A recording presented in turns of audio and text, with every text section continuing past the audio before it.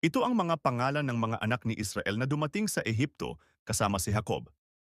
Bawat isa ay kasama ang kanya-kanyang sambahayan, sina Reuben, Simeon, Levi, Judah, Issachar, Zebulon, Benjamin, Dan, Naphtali, Gad, at Aser.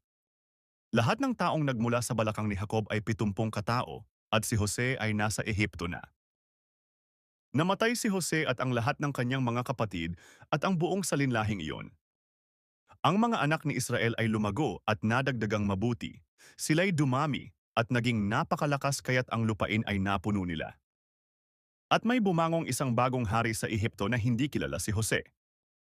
Sinabi niya sa kanyang bayan, "Tingnan ninyo, ang sambayanan ng mga anak ni Israel ay mas marami at higit na malakas kaysa atin. Halikayo, pakitunguhan natin sila ng may katusuhan. Baka sila'y dumami at mangyari na kapag nagkaroon ng digmaan ay umanib sila sa ating mga kaaway, lumaban sa atin at umalis sa lupain."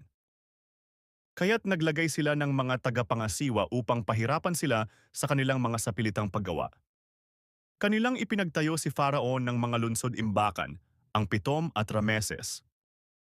Subalit habang kanilang pinahihirapan sila, lalo silang dumarami at lalong lumalaganap. At kinasuklaman nila ang mga anak ni Israel.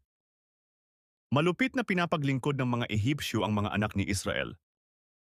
At kanilang pinapait ang kanilang buhay sa pamamagitan ng mahirap na paglilingkod, sa luwad at sa tisa at sa lahat ng uri ng gawain sa bukid. At sa lahat ng kanilang gawain ay malupit silang pinapaglingkod.